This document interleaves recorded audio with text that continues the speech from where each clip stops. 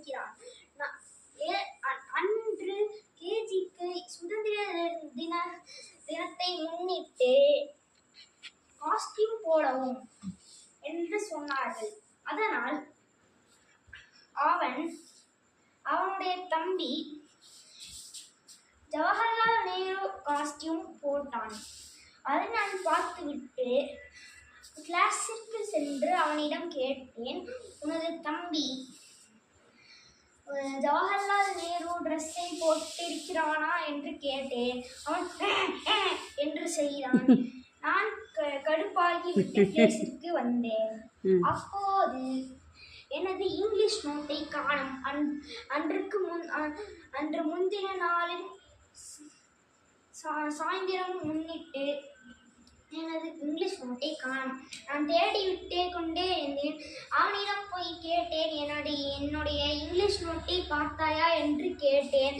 அவன் மறுபடியும் அதே மாதிரி செய்தான். நான் டென்ஷன் ஆகிவிட்டு பிளேஸுக்கு வந்து விட்டேன். அப்போது ஆரம்பித்த பிரச்சனை. ஈவினிங் ஸ்நாக்ஸ் பிரேக் அன்று நாங்கள் ரெஸ்ட் ரூம் போனப்போ எல்லோரும் வாஷ் பேசின் முன்னாடி சென்று இப்படி என்று தண்ணீர் தெளித்து கொண்டிருந்தார்கள். அவர்கள் மூஞ்சியில் எல்லோரும் செய்கிறார்கள், நாமும் செய்வோமே என்று நான் செய்தேன். அதை பார்த்துவிட்டு முட்டாள்தனமாக நீ ஏன் இப்படி செய்கிறாய் என்று சொல்லி அவன் மேமிடம் சொல்லணும் என்று சொல்லிக்கொண்டே நான் கடுப்பாகிவிட்டு அவனிடம் கத்தி சொன்னேன், நீ சொன்னால் மட்டும் எல்லோரும் நம்பி விடுவார்களா? நான் ஒன்றும் செய்யவில்லை, எல்லோரும் செய்தார்கள், அதனால் தான் நானும் செய்தேன் என்று சொன்னேன்.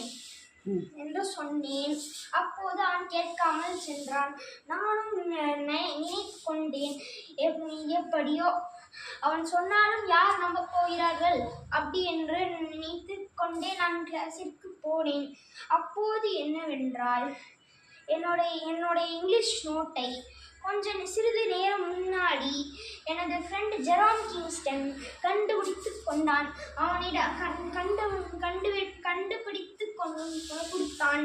நான் எனது இங்கிலீஷ் நோட் எங்கே இருந்தது என்று அவனிடம் கேட்டேன். அவன் தமிழ் நோட்டில் கலந்து இருந்தது அப்படி என்று சொன்னான். நானும் நன்றி கேட்டுவிட்டு எனது பிளேஸிற்கு வந்தேன். அப்போது நான் என்னையே திட்டிக் கொண்டேன்.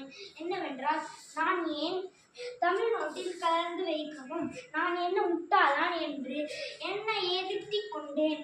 அப்போது அதை கேட்ட என்னோட இன்னொரு நண்பன் அபினவ் சித்தார்த்திடம் நான் அவனை முட்டாள் என்று சொல்வதாக சொல்லிவிட்டான்.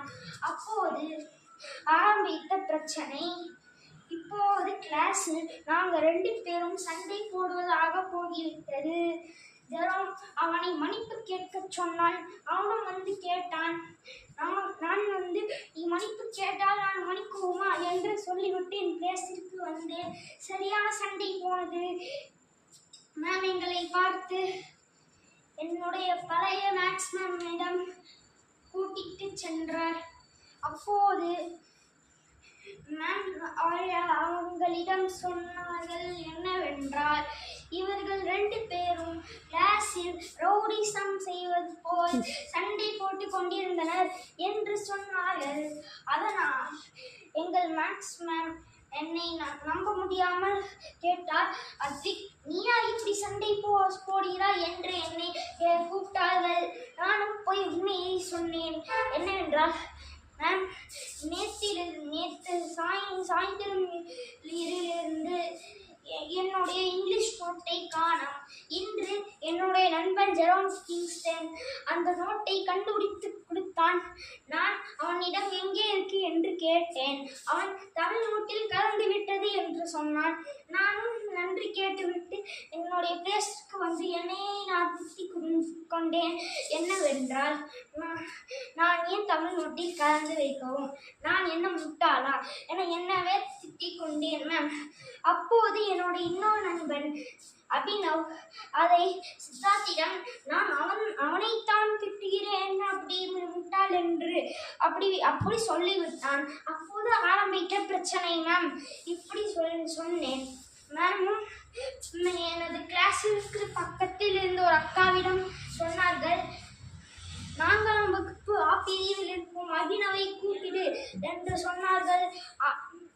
அக்காவும் அவனை கூப்பிட்டார்கள். அவனும் வந்தான். அவனை கேட்டார்கள் என்னவென்றால், அவன் சித்தார்த்தை என்னவென்று சொன்னான். அப்படி சொன்னப்போ அவன் சித்தார்த் ஒரு முட்டாள் என்று சொன்னான். அப்படி சொன்னபோது மேம் கேட்டார்கள், நீ அதை பார்த்தாயா அப்படி என்று சொல்லும்போது இல்லை என்று சொன்னான்.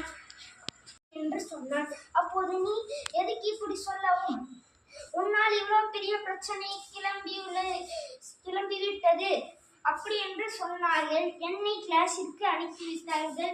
2 பேரும் அடி வாங்கி விட்டு வந்தார்கள். வாவ், அதான் தப்பு செய்யலைன்னா ஆமா, நம்ம பக்கம் உண்மை இருந்துச்சுன்னா ஜெயிச்சிடலாம். அதே பொய் சொல்லியிருந்தா தோத்துருவோம்.